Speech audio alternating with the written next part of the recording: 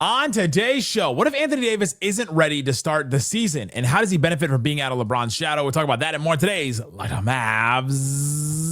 Stop it! Let's go! Stop! The number one pick will go to the Dallas Mavericks. Cooper Flagg will fly in Dallas. Dogs, all of us, all five. You are Locked On Mavs. Great, Your daily Dallas Mavericks podcast. No one's dying. Part of the Locked On Podcast Network. Still can't leave you. Your team every day.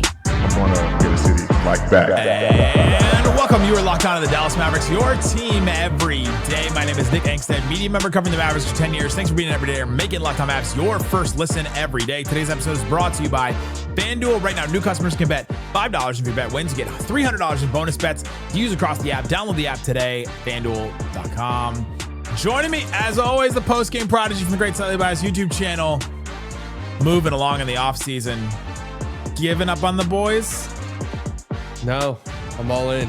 All in on the boys. What you got for me, Slightly Biased?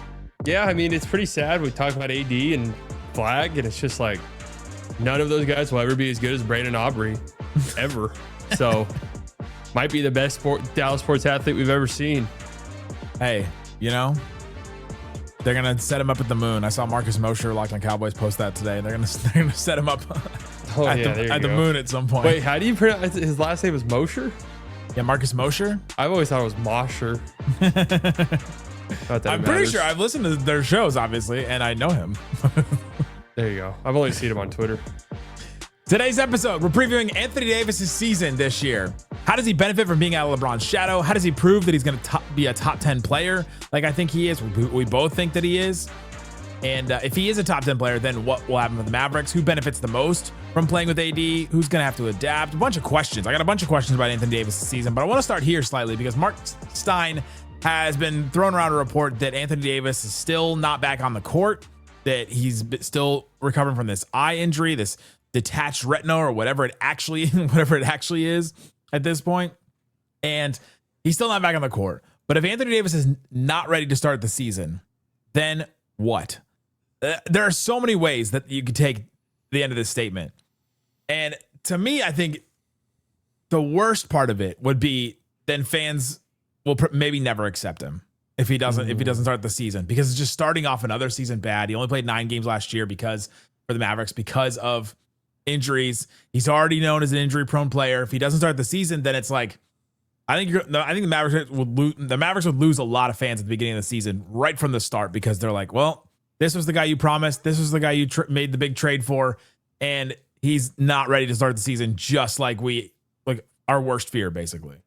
Yeah, I think that would be a tough one for fans if AD's not ready to start the season. I think that'd probably be a PR nightmare. I don't know if this is something to be really fearful of, but I don't quite. If he's not ready to start the season, then what is his recovery process looking like? I mean, I don't know. This surgery was months ago at this point. That if he's not ready to start the season, which is a month away, then I'm concerned, obviously, with an eye injury that's not recovered from yet. I mean, then you have to ask the question of when is he coming back? Because that's a recovery time that does not make sense to me in my brain. I mean, couldn't he play with one eye? Like, can't we do a patch? Pirates do it. I mean, yeah, I don't see why not. I mean, I don't know. I say eye injuries are probably not the most common injuries, but I just can't imagine a multi-month recovery process for an eye surgery would seem kind of crazy to me. I'm not concerned about this. I think he'll be back. I think that he'll be back by the time the season starts for sure. But you and I were just talking. Media day is in like 2 weeks. The Mavs' first preseason game is literally 3 weeks from Monday as we're recording this. And then they start the season, and it's 5-6 weeks away. It is coming soon, and he has not been back on the court yet. Apparently, he hosted a dinner with the Mavericks, which is great. Love to see that they're getting together, but I mean, it is still a little concerning that he's not been back on the court. What does that mean though? Like they are not practicing. So like if he's not back on the court, he hasn't been cleared yet. Cleared by who? Cleared to do what exactly? Like that would be my question. Are we just like reading way too deep into some of these? Is that that's what we do on the show? Well, that's what everyone's doing on Twitter. So I'll tell you that much. True.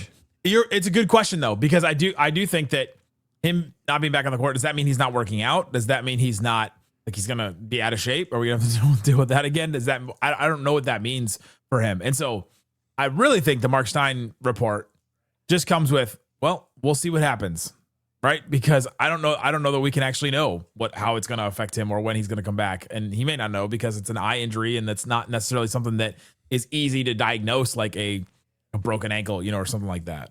Yeah. And also Stein, I feel like Stein's not in like the speculative in business. So Fair. If he says something like that, there has to be something behind it. Agreed. So I guess we'll see. We'll see on that. How many games does Anthony Davis need to play this season for you to, for your confidence in him to improve this season? And then we'll answer that question for Mavs fans too, because I think if he plays less than like 50 games, I think that confidence would waver on him a little bit. Be like, all right, well, what are we actually going to get with this Anthony Davis contract, even over the next 3 years? To me, I think it may be like the award threshold, like a 65 game season.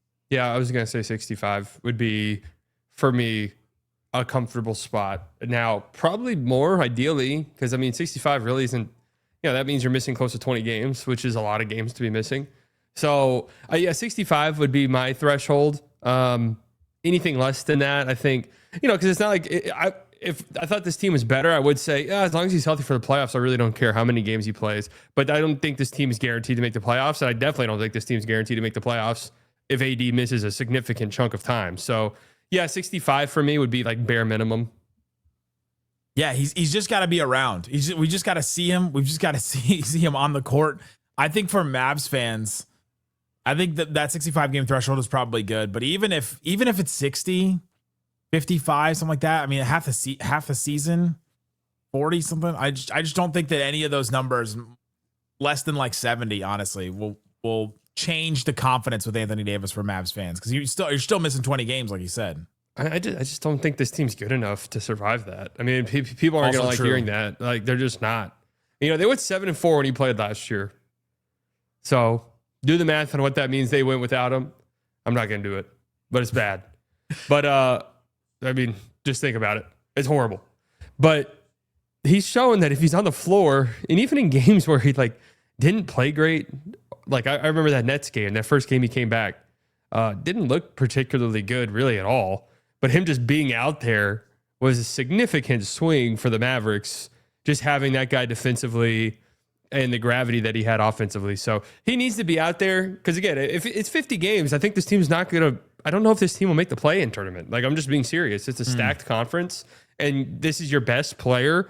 Your second best player is out at least the first 4 or 5 months of the season. Right. So, yeah, your third best player is an 18-year-old rookie. Yeah, your third best player, and we hope he's your third best player. Right. Yeah, he's 18 years old. So he's going to be out there. The amount of scoring you lose when Anthony Davis is off I think is going to be jarring if he does miss some games. Because without AD and Kyrie, what are you looking at? What is that team even? How do they compete? Yeah, it's funny because I think you can actually, with your personnel, assuming like Lively's not out with an injury, I think you could survive defensively if you're without AD. I think it'll hurt, obviously, but yeah, offensively, that guy has to be out there. And for the morale of, I don't know about the team, but for the morale of the fan base, he's got to play in games. If you get a 40 game season from AD, I don't know how you recover from that, really. Is the amount of games more important than his quality of play for Mavs fans to improve confidence? Maybe. It's honestly like the end of this season, maybe the only number that will matter is like the G column on Basketball Reference, like the games played. Let me just lay out what's going to happen this upcoming season. Obviously, there's the fans have gotten used to a certain standard from Luka box score wise. No one else in the league is capable of doing what Luka does from a box score perspective. Okay, that's just the truth. And look, here's the reality: is Luka's entering year 8. There are people who that was their first introduction to basketball, and now they've been fans for 7, 8, nearly a decade. That's a long time, right? So AD, the gameplay is more important, because you're going to have people who don't even watch the games, who are commenting constantly about what's going on. And AD's impact, everyone watches the games. They comment on this channel. AD's impact will go beyond the box score. That's just how he is as a player. He's one of those guys. So yes, game played will be the most important stat for him, for people watching. Wild. Let us know in the comments on YouTube, wherever else, at Locked On Mavs, how many games does AD need to play for you to improve your confidence in him? Curious about that. Coming up, Anthony Davis, I think, will still benefit from being out of LeBron's shadow. How does he blossom in that? Let's talk about that and more coming up. Today's episode of Locked On Mavs brought to you by 5 Hour Energy. Man, I know that when I get to the end of shift working or I am just in a long car ride, I need a little extra shot, right? You get the end of a long day or the middle of a long day, you hit that bump right in the middle. And caffeine just got a flavor upgrade at 5 Hour Energy. Their shots deliver tasty caffeine in 17 bold flavors. Each 2-ounce shot packs the caffeine of a premium 12-ounce cup of coffee, plus B vitamins and nutrients with 0 sugar and 0 crashes. You don't have to worry about that anymore. What I love about this is how portable it is. You can just take them with you. Obviously, 2-ounce shots. They're small. Take them with you wherever you want. 17 different flavors. That's so many different ones to choose from. Enough with boring, flavorless caffeine. It's time to give your caffeine a flavor upgrade with 5 Hour Energy shots. Get the flavor and favorites you love to be bold or try something new in store or online at 5hourenergy.com. It's the number 5hourenergy.com on Amazon today. Shut it down! Let's go home! Thanks for hanging out with us on Locked On Mavs, being part of the show, part of the Raccoon Squad. That's what we call our listeners, listening every day. We appreciate you for checking out the show. Check out Slightly Biased's channel. Slightly Biased Clips, Slightly Biased Live, Slightly Biased Video Games, Slightly Biased Gambling. It's all under two umbrellas. Slightly Biased. No, I'm expanding the empire for you. There you go. I'm just giving you ideas for new channels. I take a Slightly Biased Live where it just follows you around like some of these streamers have been doing. Yeah, I've tossed around the idea of that, but I don't get how anybody could want to do that. It doesn't make any sense to me. Everyone just knows exactly where you are in the world. I feel like I'm 6-7 years behind that. You're what? 6-7 years behind that. Oh God. You want to know something insane? Yes, for the life of me, I don't understand that. I was at a friend's house, and I guess the next door neighbors there was like a slumber party with a bunch of like 10-year-olds, and they were screaming in their backyard. They're just screaming it at the top of their lungs. And I'm like, what does that mean? Like everyone I was with is like, it is just like, we're not supposed to understand it. We're 10 years, 20 years. Yeah, I was like, that's Gen Alpha. Yeah, it's not for two us. generations removed from some of us. 3 from the ones above us. 3. It's not for us. There is nothing that makes like 10, 13-year-old boys laugh more than being with other 10, 13-year-old boys. I went to the Demon Slayer movie this weekend, and there was like 4 or 5 of them in the front row, and they were I just could hear them giggling at every moment. Like something would happen in the movie, and somebody would make a little comment, and then they just all start laughing. And it's just like, K-pop Demon Slayer? No, the Demon Slayer, the anime one. Oh, I did see K-pop Demon Hunters. Demon Hunters, that's what it's called. And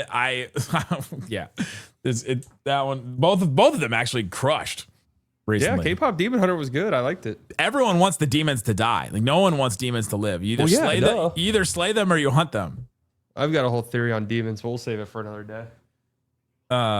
Is it like Kyrie's theory about demons? No, seriously, we'll save it for another day. It's a derailment that I don't want to go on. It involves psychedelic drugs. Oh. Slightly just chatting. That's what we. That's the channel we should. It's a different podcast. different show. There's like so many people that are probably just like, oh my, I'd listen to that one. I'd listen to that one over what you guys are talking about today. Seriously. Anthony Davis only played 9 games without LeBron. Basically, this season on the Mavericks. How does he benefit from being out of LeBron's shadow? We still haven't really seen Anthony Davis have his own team, right? It was only 9 games last season, under 300 minutes, just not enough time for me to really look at him and say, all right, how's he benefited yet? Because I think being out of that shadow, the media scrutiny, plus the, LeBron having the ball in his hands, him having to cover for LeBron on defense. Isaac would love that I just said that. I think there is something that he can benefit from. And he's going to have better teammates than he did in LA. I think the Mavs have a better roster than what the Lakers did when Anthony Davis left there. And I just think that there is still some benefit from him having his own team back to the way it was when he was on the Pelicans. So this is an interesting question because if AD was on like the Bulls or something, I'd maybe be like, yeah, this is good for AD. You know, it's his own team. He doesn't have to worry about anything. Like, he doesn't have to worry about the LeBron circus. And, you know, somebody's being the fall guy when LeBron teams don't pan out. And that hasn't really been AD. It's been more so some of the auxiliary players like, you know, Russell Westbrook, which was maybe deserved a little bit. But this Mavs situation is just going to be so weird.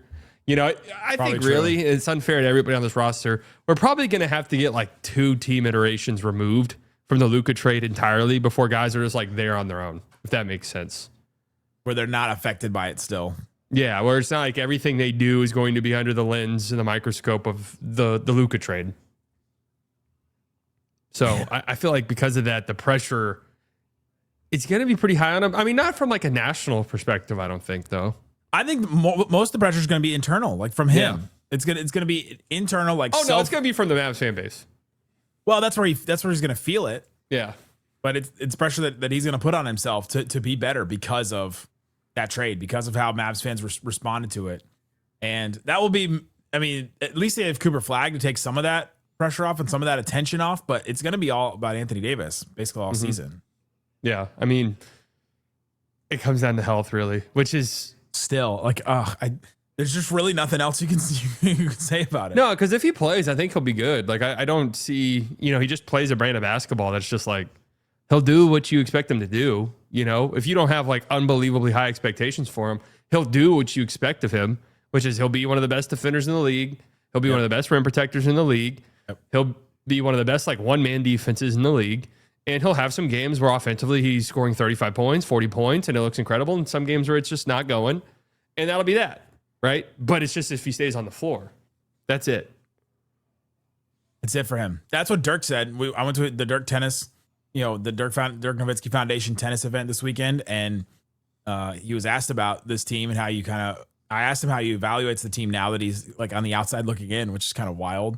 But he was also asked about Anthony Davis a different time. And he just specifically mentioned this team, Anthony Davis's health really matters for this team and how far they can go. And that's the only thing that people are going to say about this team all season, basically. Yep.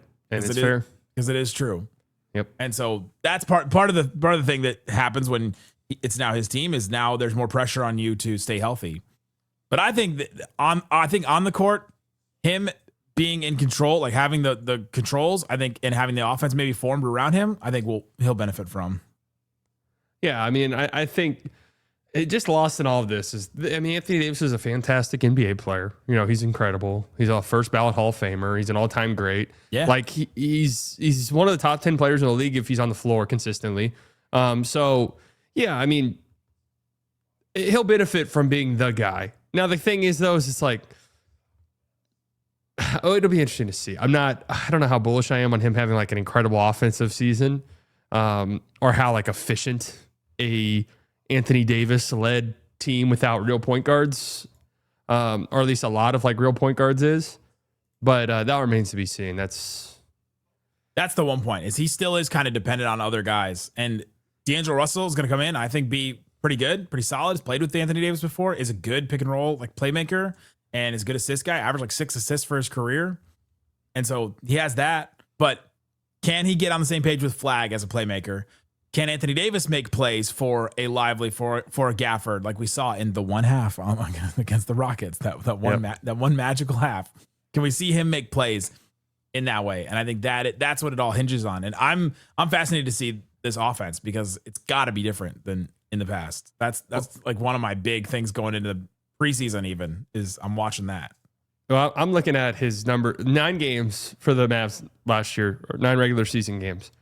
The second highest usage rate, just a super small sample size, but just the second highest usage rate of his career in those 9 games. Mm-hmm. The second highest 3-point attempt rate of his career in those games. The highest assist rate by a ton. Yes. Which is also the highest turnover rate though, which, you know, that's kind of to be expected. But that's sort of what we're looking at but also the far and away the lowest true shooting percentage. So that's kind of the double-edged sword where it's like, he's not a knockdown 3-point shooter. His mid-range shooting comes and goes. If it's going to be, hey, AD's going to have a 30% usage rate. Yeah, there might be some like good assist numbers that are kind of eye-popping, but It's just, can we get enough efficient offense out of that? And I think no. I honestly think no. Enough efficient offense to do what? To be a playoff team? To be a playoff team. To be around a league average offense. I think that's what they'll have to be. And which is why I think ultimately by the end of the season, I doubt the offense is what it'll probably look like early in the season.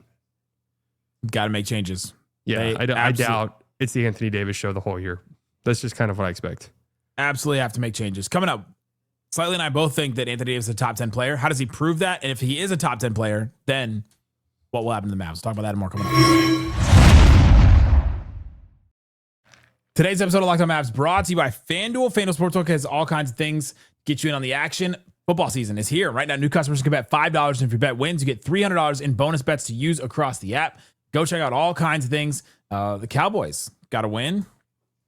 Feeling good about that. I don't think you can bet on. I don't think there's any like kicker props or anything like that, but that would be one I would look for. 1.5 point underdog against the Bears at the Bears. I don't know about that one. I feel like I feel a little bit better about that one. So go check that one out. See if you feel confident in that. Put down $5, and then you get $300 in bonus bets if that one wins. If it's your first $5 bet, go check out and see what else is available. They're over under for wins. Let's see. It's over 5.5 wins is minus 370. That's not crazy high yet. They only need 4 more, or they only need 5 more than that right now. So, boy, it literally just changed as I was like, it's minus 360 now. Go check it out on FanDuel. See all the things. It changes all the time. So if you're ready to play, download the FanDuel app by visiting FanDuel.com to get started. It's FanDuel.com. Place your first $5 bet. Please gamble responsibly. Shut it down! Let's go home! All right, Slightly, let's talk about Anthony Davis. We're talking about his season, what we expect from him. And there's really a lot of questions about Anthony Davis' season, but we're feeling good about him, feeling good about him as a player. I think he's a top 10 player. I think you had him 8th in your top 100. I had him 10th. Locked On Top 100 had him 14th in their list. He goes about proving that he's a top 10 player, I think, by being the second best or even the best defensive player in the NBA. Right? If we're talking about him, if he's playing enough games and we're talking about him for defensive player of the year, we're seeing that impact. We're seeing him dominate the ball on that end of the floor and just making transforming this Mavericks team into a defensive juggernaut. Then I think it'd be hard for us to try and not say that he's a top 10 player. The offense has got to come with it too. He's got to be like a 20-10 guy plus all that defense too. That's what separates him from like a Rudy Gobert. Yeah, I mean, if AD's healthy, he gives you 20-10 on good efficiency, and the Mavs are an elite defense. I mean, that's an MVP. Like, that's around an MVP level performance. Which I don't, earlier in the summer, I was talking about this question where it's like, who's going to be the next American-born MVP? And I was just going down the list, and I got the AD's name, and I was like, I mean, there's a case to be made. Like, if you look at all the other American-born guys, it's like, well, Anthony Edwards, sure, Brunson, yeah. And you get the AD, Steph it's Curry's just like, past it. If Steph's too old, it's just like, I mean, if the Mavs are like really good this year, there's a case that you could definitely make. For me, I'm just going to say the boring answer. How can AD prove himself as a top player? Play games. I mean, I'm going to be boring with my answer there. Play games. I should title this video, "If Anthony Davis plays games, things will be good." Yeah, I mean, it's been that case his whole entire career. I think if he's out there, he's usually a top 10 player in the league. It's just him being out there. So, and this is like one of the frustrating parts about the trade is that we knew we were going to get into this now, where it's like, all right, well, every year is just going to be all right. If he plays games, if he stays healthy, if it's always going to be this if. And we're kind of playing that with Luka with all the time that he missed. I mean, you and I were there on Christmas being all sad because we thought he was going to be out for the whole season at one point. Turns out he was out forever for the Mavs. Man, that just hit me. That hit me really hard. But I didn't want to get into this again. Or like, seeing if he is going to be healthy. See if he's going to be healthy. And that's the game that Nico Harrison decided that he wanted to play. But you can't deny the talent. But this is the game that we're playing now. I mean, AD has played more the last 2 years than Luka, regular season wise. True. It's crazy to believe that, but it's true. But it's true. But I mean, staying on the floor. And then can we get an uptick in the 3-point shooting? Because I'm imagining he's going to shoot. Well, like we've already seen it in the 9 games last year was some of the most he's ever shot threes. I don't know over the course of a full season what that looks like. The makeup of this team, if they are going to go AD at the 4, he's going to have to shoot threes and make them. Like, that doesn't really work or make sense otherwise. And I mean, just the last few years, 26%, 18%, 25%, 27%, 28%. He hasn't been over 30% from three since the 2020 season, and that was 33%. So you're talking about someone who's like never even been a good, or even average. Even an average 3-point shooter. You're talking about someone who's usually been a horrible 3-point shooter, who I'm imagining is probably going to put up, I mean, it's probably going to be like 4 or 5 threes a game, maybe 3 or 4 threes a game. And if he's hitting that at a respectable clip, that does change things a good amount. If he gets 35%, if he gets best mark of his career, 34% even, you're like, okay, then it's at least respectable. And that's massive. If it's the 18, 26% like it has been the last couple of years, then you know what the Mavericks are going to be? Mid. They're going to be that Kobe meme from like the early 2000s where it's like, pass, just get the rebound. I mean, if it's in the low 20s, he cannot play the 4. It's that simple, really. There's not a makeup of this team that makes sense if he's shooting 18% from 3. It cannot happen unless Lively's hitting threes. Then we go down that road again. But I don't want to go down that road. The minority owner wants to go down that road. Oh, I know. They all do. Trust me. Trust me. They want him to shoot threes. Like, and I just don't. It just seems insane to me. Let's skip to the last question I sent you. How long will AD last as solely the 4? If you had to make a prediction, because I'm looking at it, and I'm thinking the same thing you are. I want the double bigs to work. I love it on defense. I love the rebounding. I love the size, like the size that the Mavs will have. The post presence the Mavs will have. The lob threat they'll always have, and like multiple lob threats they'll have on the court at all times. But I'm with you that I don't think the offense is going to be good enough, and I think they can survive enough on defense. If you have Anthony Davis, Cooper Flagg, and PJ Washington, like how elite do they need the defense to be? Probably really elite if the offense is going to be that bad. But I don't know. I think we hit like December, and Jason Kidd is going, all right, I think I need to make a change here. Well, I mean, okay. AD and Lively last year, 50 minutes, 106 defensive 50. Yeah, 106 defensive rating. Great. That's uber elite. Incredible. I mean, that is, if that were, I mean, that's such a small sample, and I don't even know who they were playing at that point. But that's such a small sample that you at can't least the really. Grizzlies, they were both playing that game. That's the play-in, so that doesn't count on these. Oh, I forgot that it doesn't count. It does not lost count in on the these. ether. Yep. So I mean, if you were just to say, all right, let's just say that goes to 109 or 110, that's still uber elite. So now, like, if the defense is so good, like if it's producing the best defense in the league, or even if you want to say it's a wash, the Thunder will be the best defense in the league. All right, if it's the second best defense in the league, maybe you write it out and you're just the Orlando Magic, basically, of the Western Conference. Do we get their song too? Yeah, we get our own Dallas Mavericks. Dallas Mavericks. It works syllable wise, but I just think it'll be. I think I'm more interested in how games are closed. Yeah, that's right. Because that'll tell me a lot. If we're early in the season and AD's at the 5 at the end of games, that tells me all I need to know. This team is doing some lip service to AD, and they're not really all that committed to doing like the double big thing. If it's, we got to close games with the double bigs, it's what our identity is going to be. We have to force this. That's where I'm going to be like, all right, buckle up. Well, that's the thing with AD too, is the thing with him wanting to play the 4, needing to play the 4, is that he didn't want the load of playing center all the time. So if you just give him 5 minutes at the end of the game and you close games out with Anthony Davis, I think that's fine. Like, and I think that is what they should do. Yeah. And I mean, it's still like, it's very 2K brain, because you have to realize like these guys want to know, hey, I'm going to be in the game late. Hey, I'm going to be closing this. Hey, like I'm going into the game. I know I don't want to be like, am I going to be in this game late down the stretch, or am I going to be sitting on the bench? So, and ideally like Lively is the type of guy where, you want that guy out on the court as much as possible.